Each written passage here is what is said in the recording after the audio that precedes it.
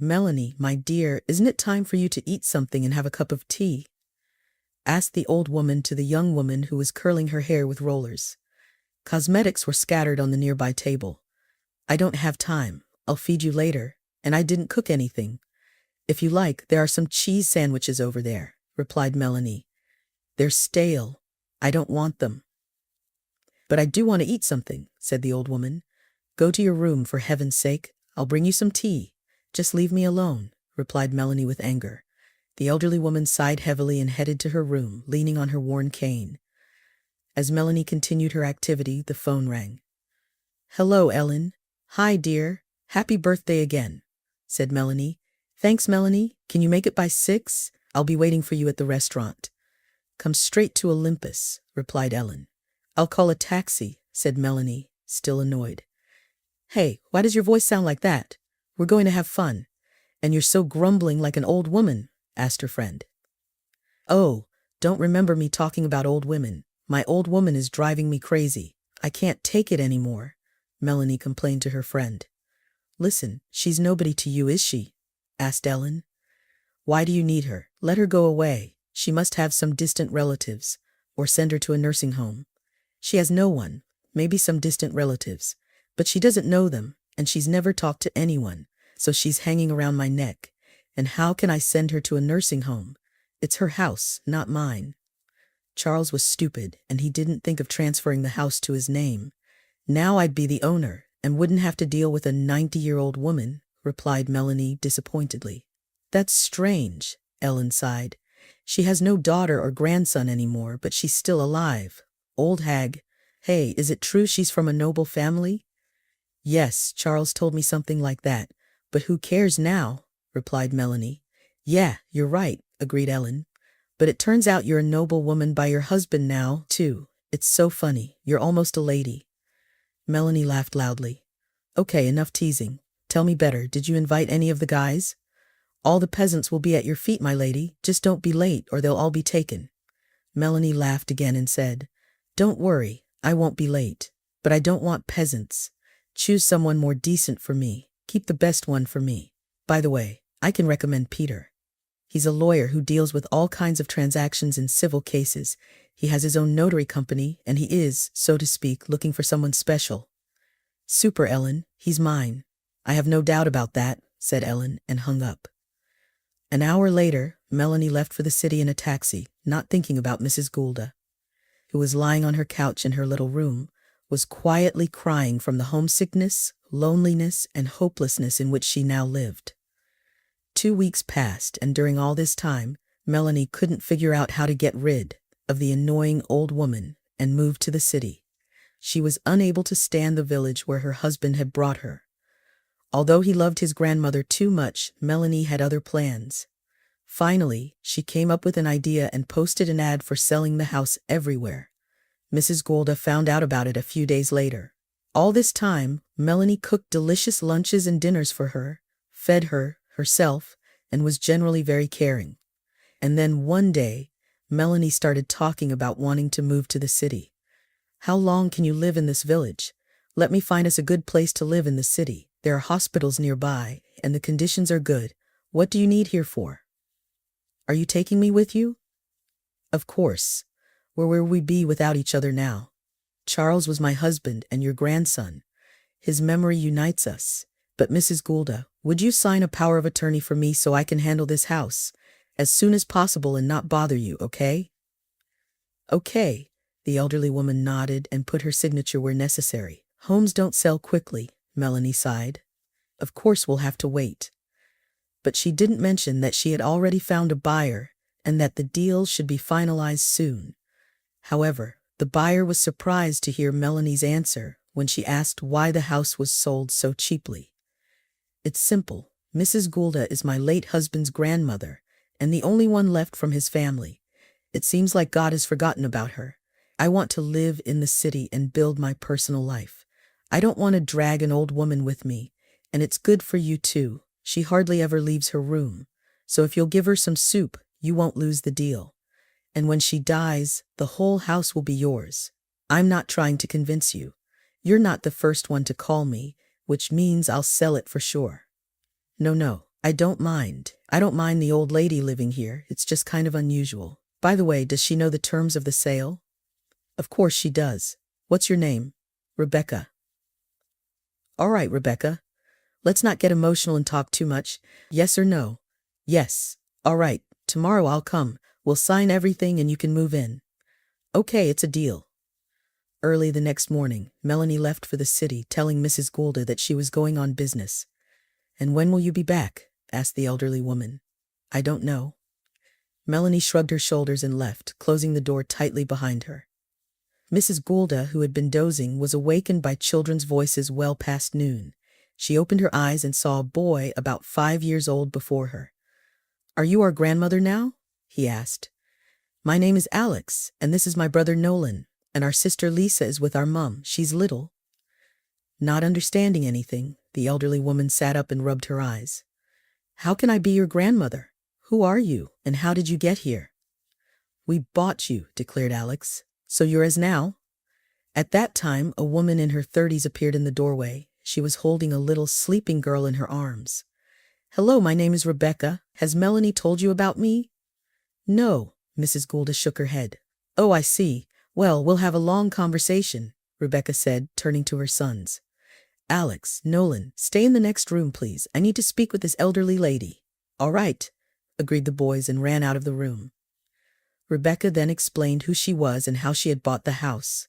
The elderly woman listened carefully and shook her head. So that's how it is. Melanie got rid of the burden and hung it on you. And what about you?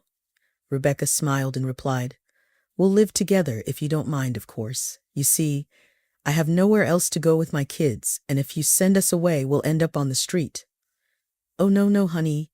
You don't have to go outside. I can see you're being kind. Maybe it's better this way. Strangers are sometimes better than close family. Rebecca stroked the old woman's wrinkled hand and sighed softly.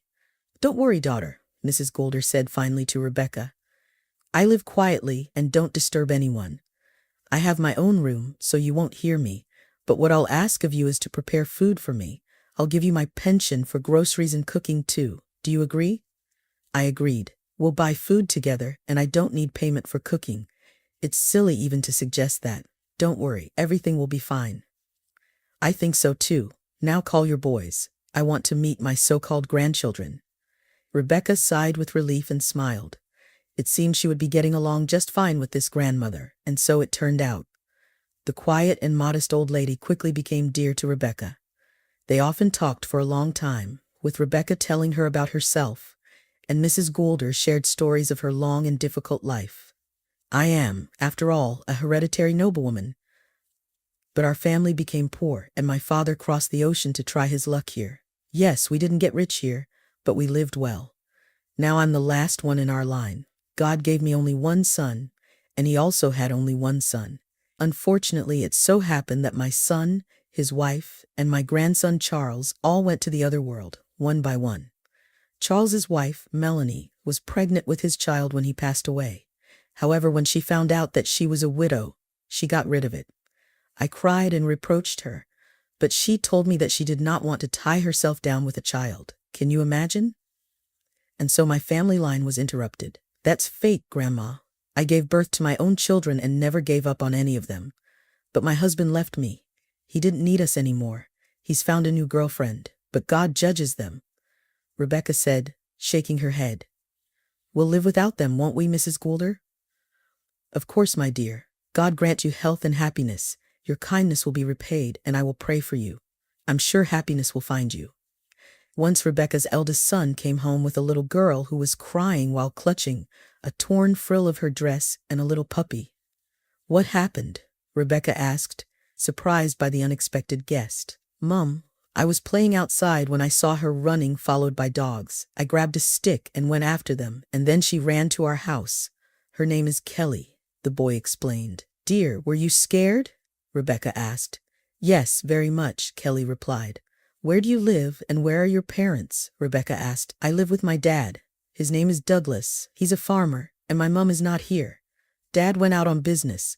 I was playing with Leo, and he ran out onto the street, the girl explained while wiping her tears. And then the dogs attacked him. Leo ran away, and I followed him, and the stray dogs followed me, and that's when your Nolan saved me."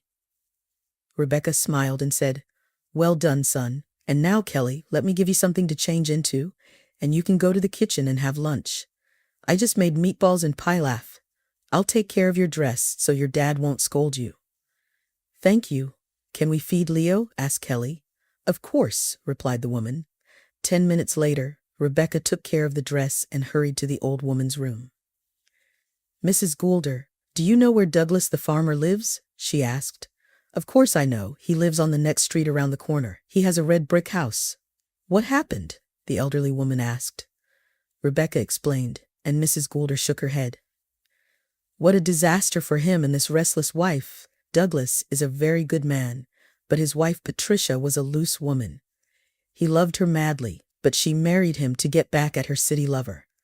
He abused her and left her, but Douglas picked her up. He put up with all her whims, and when she got pregnant and gave birth to his daughter, he was over the moon with happiness. But not for long. Patricia ran away with her ex-boyfriend to the city, leaving her husband and daughter behind. She left a note, and that was it. No shame, no conscience. What a nightmare." Rebecca was horrified, and then she asked, "How do you know all this?" "My dear, we live in a village, and everyone knows everything about each other here. And my grandson's wife, Melanie, was the first gossip. She knew everything." "That's how I heard," Mrs. Goulder replied. After that conversation, Rebecca checked on the children in the kitchen, saw that they were calmly having lunch, and hurried outside to find Douglas and tell him that his daughter was safe. She did it just in time, because as soon as she turned the corner, she ran into a man running down the street. "Are you Douglas?" Rebecca called out to him. "Yes." "Hello, I'm Rebecca, your neighbor. Kelly is with us. Don't worry, everything is fine with her." Rebecca hurried to reassure him and explain how his daughter ended up in her house. "Let's go to our house. I baked a pie. We'll have some tea, and then you can take your daughter home." "Thank you, Rebecca. I never leave her alone, but they called me from the office to sign some documents urgently. The neighbor who sometimes watches her was not at home, so I thought that if she played in the yard alone for 10 minutes, nothing would happen. And I was wrong. It happens. I have 3 children, so I know how difficult it is to keep an eye on them. So are we going to have some tea? Do you have a minute?" "It's a bit inconvenient," Douglas said. "Stop it." Rebecca smiled. "By the way, my boys seem to have made friends with your daughter, so if you ever need anything, you can bring her to us. I'm a teacher by profession, used to dealing with children, and with my 3, 1 more or less won't make a difference." Douglas laughed. "Well, if that's the case." After becoming friends, Rebecca and Douglas spent a lot of time together and eventually decided to get married. Their strong and friendly family led a happy life that was the envy of the village. Several years passed, Mrs. Goulder became bedridden, and Rebecca became her primary caregiver. Rebecca cared for her as if she were her own grandmother, but she could give her nothing but care. "Douglas, I'm so worried about Mrs. Goulder," Rebecca said to her husband one day. "We've spent so many years together. She's a wonderful old lady, and I cannot imagine how we will live without her." But what could Douglas say to that? He only hugged his wife and held her tightly against him. One day, Mrs. Goulder called Rebecca over and weakly pointed to a chair. "I'm dying, my dear," she said. "But don't cry. I'm old and tired of living. Thank you for brightening up my old age. I was afraid that Melanie would kill me or put me in a nursing home, and then God sent you." "Come on, Grandma," Rebecca tried to comfort Mrs. Goulder. "Don't interrupt me. Wait, do you remember when I told you that I was a hereditary noblewoman? It's true, but I have a secret that no one knows about. I wanted to take it to my grave, but I feel grateful to you. You have young children, and Douglas's daughter is counting on you. You need money. In short, I inherited some jewelry from my grandmother. I rarely took anything from there, only when I was really in trouble and for my son's funeral. There's a floorboard in the basement under the shelves. Lift the 3rd board and you'll see everything. I wish happiness to you, my dear." Rebecca pressed her hand to her mouth and shook her head. "Grandma, you could have sold it and been treated at the best hospitals." Mrs. Goulder laughed softly, then sighed. "What are you talking about, my daughter? How old am I? No matter what treatment you get, you have to die. My loved ones are waiting for me up there in heaven. I dream about them all night. But you live, sweetheart, and thank you for everything. God gave me peaceful years in the end. Now please go and call for Reverend Smith. He promised to come when I needed him." On that same night, Mrs. Goulda passed away. Rebecca and Douglas gave the old woman a worthy funeral, organizing everything properly, and then stood by the fresh grave for a long time, thinking about the strange human fate that brings together and separates completely unfamiliar people on its paths and makes them family. Rebecca didn't immediately decide to tell Douglas about the secret that Mrs. Goulda had entrusted it to her. "I don't know if this can be true." She finished her story and looked at her husband. "You know, I'm scared for some reason. I would say it's unusual. I never thought I would be lucky enough to see a real treasure with my own eyes. Let's go. Let's see." And Mrs. Goulda didn't deceive them. Precious stones and jewelry were shimmering with unreal sparkles in the flashlight's light. "What are we going to do now?" Rebecca pressed her palm to her lips in panic. "Yeah, we'll have to think," Douglas nodded and smiled. "Thank you, Grandma. She left a royal gift for us." "Who would have thought?" Rebecca nodded and hugged her husband, unable to hold back her tears. Meanwhile, Melanie was living in the city in her own apartment, which she bought with the money from the sale of Mrs. Goulda's house. She didn't remember the elderly woman at all and thought only about how to marry Peter. At first, he promised her this often, but lately they had been seeing each other less and less, which couldn't help but worry her. True, he invited her to a restaurant in the evening. Maybe she finally won and he would propose to her. Another chance for happiness was unlikely to come to her. "So you need to hold on to this one with all your might." Melanie approached the mirror and looked at her reflection for a long time, touching the wrinkles around her eyes and the corners of her mouth. Then she took out her best outfit and began to get ready. 2 hours later, she was already sitting at the table, waiting for Peter to say something to her. She lifted the glass to her lips and took a few sips, then put it aside and closely looked at Peter. She couldn't bring herself to start the conversation that was bothering her, and Peter calmly ate his dinner, paying no attention to her. "Peter," she finally couldn't take it anymore. "Did you invite me to the restaurant to be silent?" "No, to have dinner. By the way, why aren't you eating anything?" "I don't feel like it." Well, okay. You know, I heard an interesting story today. A few years ago, a woman sold a house along with the old lady who lived there. She deceived the woman, signed some papers, and so to speak, went to the auction with her house." "And what?" Melanie turned pale. "Nothing. I was just amazed by such an act. I know that many people, when they move, abandon their cats and dogs, not wanting to take them with them, and the pets sit and wait for these traders for years. But those are pets, and this is a person, alive, sane, and understanding everything. Can you imagine what it would be like to be in that old woman's place? A vile act, isn't it?" "Why are you telling me this?" Melanie asked. "I saw the documents and I saw your signature." "How could you think so low, Melanie? And I was going to propose to you." "Peter, Tears welled up in Melanie's eyes. The poor elderly woman turned out to have a secret. She had been keeping a box of jewelry her whole life and gave it to the woman who bought her house and had been taking care of her all this time. You know, a very huge sum came out of it. My friend helped sell the jewelry so that everything was official. Collectors took some things." Melanie's eyes dried up instantly. "It can't be. No, I heard that Mrs. Goulda had something, but I thought it was all a lie." "Where is Mrs. Goulda now?" "She's been gone for 6 months. But you can't claim the inheritance. Everything was registered to that woman." "I'll sue. I'll prove it." Melanie flared up. "You're not only angry, but also stupid." Peter stood up and threw the crumpled napkin on the table. "Don't call me again. I'm leaving for the Emirates in a week. I have business there, and I'll also take a break, and this is your ticket." Melanie raised her head and smiled, but Peter slowly tore up the ticket and grinned. "Goodbye, dear." Clasping the scraps of paper in her fingers, Melanie looked at her hands for a long time and tried to calm her trembling. She wanted to take everything from this life, but she lost everything. She left the restaurant with slow steps and went down the dark alley where no one was waiting for her.